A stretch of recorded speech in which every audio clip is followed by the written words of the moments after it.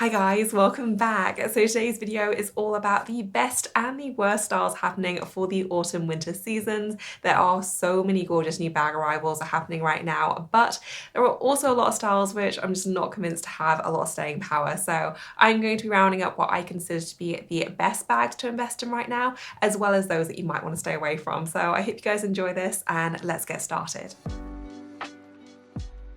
So first up on my buy list is the Bottega Veneta parachute bag. I love this bag so much. I think it's absolutely gorgeous, and there is a lot of Bottega Veneta on this list.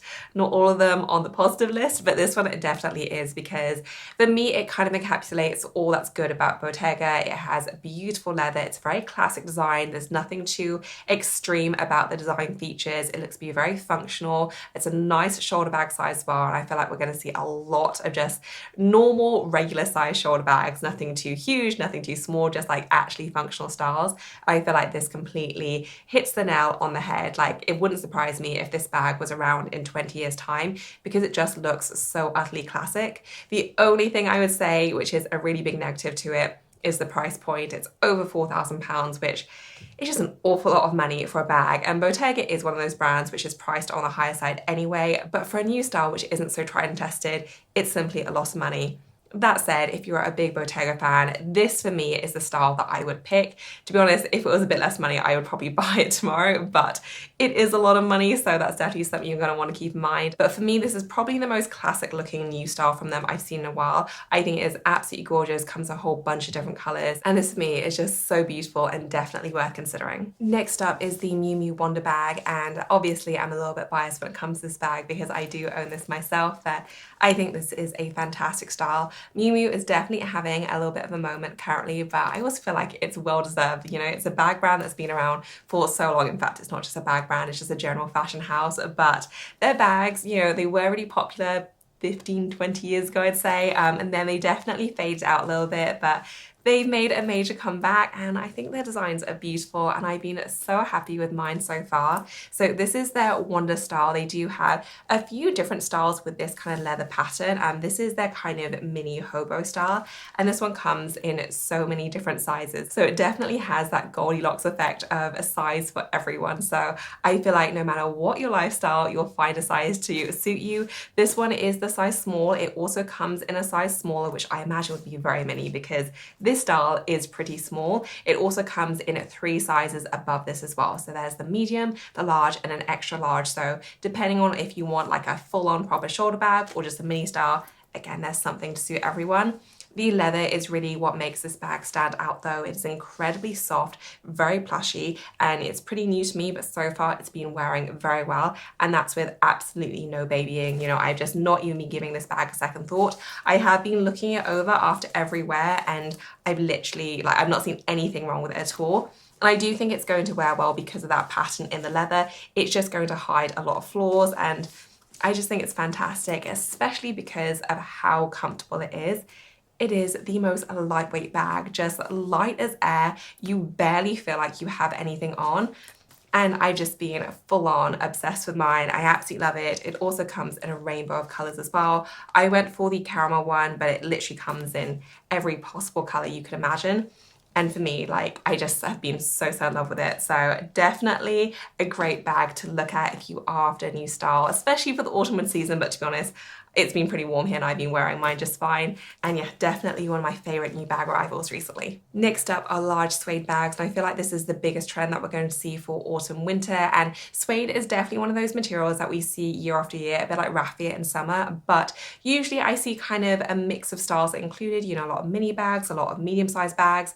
This year, I think we're just going to see a ton of larger suede shoulder bags, really kind of embracing that slouchy but very luxurious aesthetic. And I just completely bought into this trend. I think it's absolutely gorgeous. There are a ton of different brands doing this as well. So on the higher end, Saint Laurent is doing this with their beautiful supple bag. They have a few different styles of this, all in really beautiful, rich tones, but they are definitely priced on the higher side. Fortunately, there are also a lot of lower price bags in this category, which is still very luxurious. So Totem are doing a really stunning suede hobo. I think this is so gorgeous, very minimal, kind of has the row aesthetic, but a much more affordable price point, even though it is still very much a luxurious bag. Kate are also doing a suede bag here too, and I just thought this was so utterly stunning. Again, all in these really rich tones as well, and the shade really does kind of make a difference, I think, in just how luxurious this bag can look. Brown and really warm tones just suit suede so perfectly, I think, and will just go with any number of outfits for autumn. And this is another bag trend that I've absolutely bought into. I saw this bag on the new arrival section of my Teresa and I just fell in love with it. This brand have a few different styles, not all in suede, some of them are plain leather, but I just loved the suede look of this. I thought it was so beautiful. And when it comes to something like a large suede bag, you know, it is going to be a little bit more delicate than your full leather styles. So I'm just a little bit less willing to spend absolute thousands on it, just because I know there's a high chance that it might get damaged. So for me, this was a really good price point. I think it was just over £600, which, you know, you're still getting a pretty luxurious bag. It seems to be very nicely made, really has that beautiful slouchy style, but I know I'm not spending, you know, £2,000 and above on it. And I just think this is absolutely gorgeous, super happy with it. I am absolutely planning on spraying this all with Scotchgard just to make sure I protect it from the elements. But yeah, I think it is gorgeous, and this is definitely a brand to look out for if you're a fan of that minimal aesthetic. They do some stunning styles, and I've just been so thrilled with this. Next up is the bag style, which I've just done a complete 180 on, and it is the Loewe Flamenco style. And I said as much on my channel, but when I first saw it, I absolutely hated this bag. I just didn't get it. I thought that it looked like the Harry Potter sorting hat, which, to be honest, it still reminds me of that. But I've actually seen this bag in real life since then, and it's so much nicer in person, I think. It is slouchy, but the leather is such nice quality. It's very plush feeling, and it just is a bag that kind of grows on you, or at least it has with me. I still don't think it's a bag style that I personally would go for, just because I'm not sure it would really go with how I dress. But if you do like your more relaxed but still luxurious looking bags, I definitely think this could be one to look at. I also feel like it's definitely growing in popularity as well. I feel like I'm seeing it more every month that goes by. And I like the fact that it does come in a variety of sizes. So you can go for a mini size if you like your mini bags, but they also do larger versions as well, which actually have shoulder straps. You can convert it into a very functional tote. And it's just kind of adorable. I know, a complete change of mind. I'm happy to be proven wrong, but I think this style is definitely a cute one, especially when it comes to the colder months, when things do get a little bit more slouchy. A really lovely style if you do like that slightly more relaxed vibe. And speaking of Loewe, another bag that has caught my eye from them is their fabric logo tote. And in terms of heavy logoed items, I definitely think we're seeing a reduction. And this was really with the rise of quiet luxury as well. We're just seeing a lot less obvious branding, but I think something like this, you know, you are getting a really large logo, but because it's a neutral on neutral effect, I don't feel like it's completely out of place. And I actually really love the look of this one. This is a kind of different twist on their raffia bag. So I actually have that one right there, where they did the black on the raffia in a few different sizes. So this is that same design, just made into fabric form. And I just think the colorway makes it look incredibly luxurious, very roomy, very spacious, not too badly priced either. Obviously it is fabric rather than leather, but I absolutely love this style. And in terms of really obvious branding, I feel like this is probably right on the money in terms of, you know, it is definitely there, but it's not super crazy and in your face and just the loudest possible thing it can be. The next trend that I think we're going to see a lot of are boxy bag shapes, and that's everything from the Hermes Constance bag to the Celine Triomphe. I do also have a newer purchase here, which is the Totes mini bag, which as soon as I saw it just completely stole my heart. I have just been loving this thing so much. Comes in a bunch of colors as well. I instantly fell for the tan and the gold combo. It also has a very handy adjustable strap, and for me, if a bag can be worn a multitude of different ways, it's just such a plus point. So this one can be worn just with the short strap. You can also adjust it to be a full-on crossbody as well, which I absolutely love. Opens up just like so, and then it does have a nice suede lining on the inner, and then it has one pocket right there as well. Pretty roomy as well, and as much as I haven't really been getting along with my Celine Triomphe, I feel like this bag kind of fixes all those problems while still having a very similar aesthetic and a much better price point as well. And for me, things like this just look and feel so incredibly classic. And, you know, I do talk about trends a lot, but whenever I am looking at especially luxury bag trends, I want a lot of mileage out of the trends I am going for. You know, these are expensive purchases. I don't want something that's going to last only a few seasons, whereas I feel like something like this is very on trend, but it also simply looks like a classic style that I'll be able to have in my wardrobe and actually use for many, many years. And I just think it's gorgeous. So I definitely think we're going to be seeing a lot of these more boxy styles. Again, very classic in terms of the silhouette and shape, especially if you get them in a classic colorway as well. I think you'll be able to wear it with everything. And yeah, I'm a huge fan of this trend as well. And then the final bag in this category to look out for is the Demellier New York bag. And this style has been on my radar since last year. I think this is the year that I'm finally going to go for it. I'm currently trying to decide between the two sizes. So there is the kind of classic New York size, which is really quite large as far as I understand, as well as the next size down. If you have this bag, please let me know what size you went for in the comment section, how you're liking it, because I've just been looking at the photos so much and I cannot decide. But I think this bag is absolutely beautiful, and I think what is especially exciting is the fact that we're seeing so many gorgeous new bag brands pop up, which are still very luxurious, but aren't costing absolutely thousands. And you know, more and more I'm looking at some of the bags from the more established luxury brands, and a lot of their designs just aren't that exciting. You know, they're not coming out with anything kind of new and dazzling, whereas I feel like there are a whole crop of new bag designers, from Totem to, you know, the suede bag brand that I still don't know how to pronounce, to Kate, to Demellier, who are just doing really luxurious styles at varying price points too, but all in a much more affordable price range. And for me, it's just such heavy competition for some of the bigger bag brands out there, especially when they look as good as they do. So I'm a huge fan of Demellier styles. The New York style is so beautiful as well. Really elegant, really different looking as well. Perfect for the autumn winter season. They have them in so many different colors and materials, and this is definitely a bag style to look out for. I'm very excited about it, and I just need to figure out what size to go for, but I'm definitely a huge fan of this style. And now for the bags, which I'm not so sure about, and if it was me, I would probably give a miss.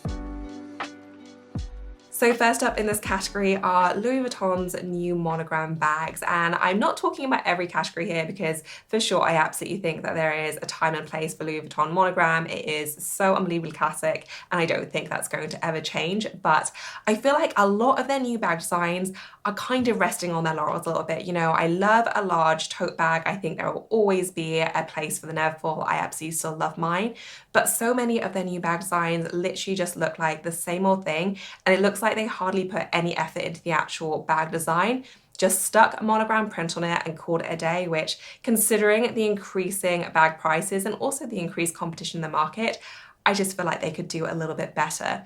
And for sure, that isn't true of every single bag style from them. You know, I've been really happy with my Pochette Métis East-West bag. I think it's such a clever, lovely design. So mini bags, I don't really think this applies to as much, but certainly a lot of their larger bag styles I'm seeing, it just looks like the same designs that we've seen without that style actually being a really classic design from them.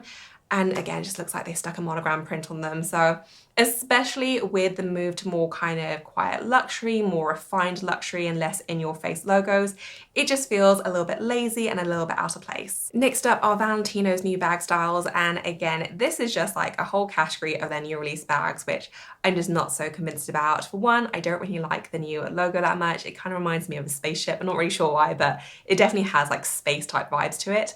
But also, I simply think that they price their bags too high. I feel like I've seen them creep up from the 1500s to the 2000s, and now so many of them around the £3,000 mark. And for bags which really haven't proven to be classics at all, in fact, Valentino have had quite a run of bags which haven't been particularly classic, and they do seem to cycle through their styles quite quickly, which definitely doesn't help that.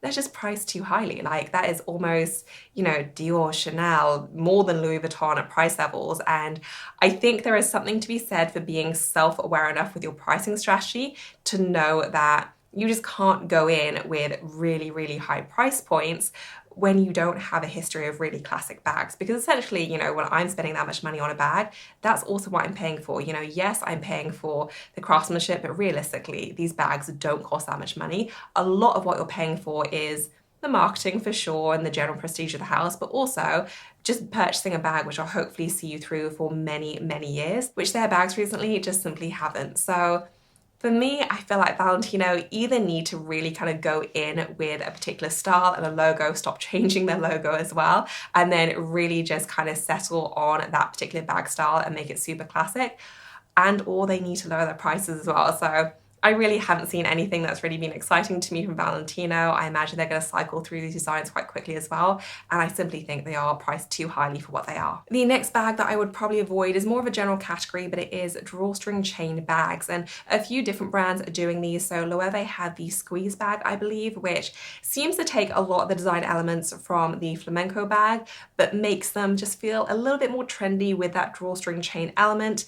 And I'm just really not sure about this silhouette. I don't like the fact these really remind me of those kind of cheaper gym sports bags as well. And for me, this just doesn't feel like an overly classic style. On the even higher price end, there's Chanel who are doing this with their 22 bag. And if there was ever a style I saw from Chanel which just does not scream classic to me, this is going to be it. Like, it just feels like absolutely one of those passing bag trends. And to make it worse, they're still pricing this so incredibly high. I think the minis are priced at £5,000, which is just an enormous amount of money, and as insanely priced as their classic flaps are, I think they're like £9,000 at the moment, which is a crazy, crazy amount of money. At least if you did decide to spend that much money on a bag, you can be confident in doing so that you're getting a very classic, very timeless bag that you will literally be able to wear for decades. Whereas this style, you know, it's way more than half the price. I think I'm just gonna be very surprised if we saw it last much more than a season or two. So this really just doesn't scream like a classic style to me. I get how it's a little bit more on the fun side and Chanel are probably trying to reach a younger audience with it, but for the price point that they're going for, I simply think it's too much money for what doesn't seem like an overly classic style. The next bag that I would probably avoid is one that I actually own, so it is the Gucci Jackie, and I feel like Gucci is still going in hard on this style, but I really wish they would pivot because I just don't think it's a great bag design. And I was really excited about it when I first got it, but I quickly came to realize that I just didn't like just so many different elements about the style. I then tried to give it to my mum, who, you know, thought it looked very, very cute as well, as did I.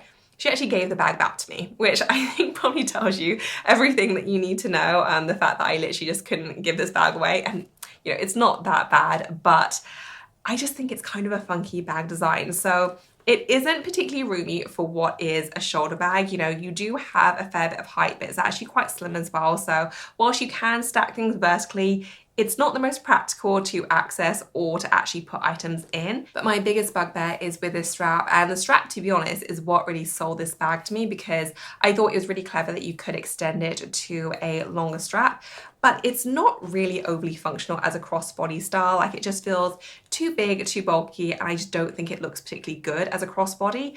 But it's also quite short to be a top handle bag as well. And it just isn't overly functional. Like, there's nothing drastically wrong about it, but I just don't think there's anything too great about it either. My mum found it too small to make it work for her as well.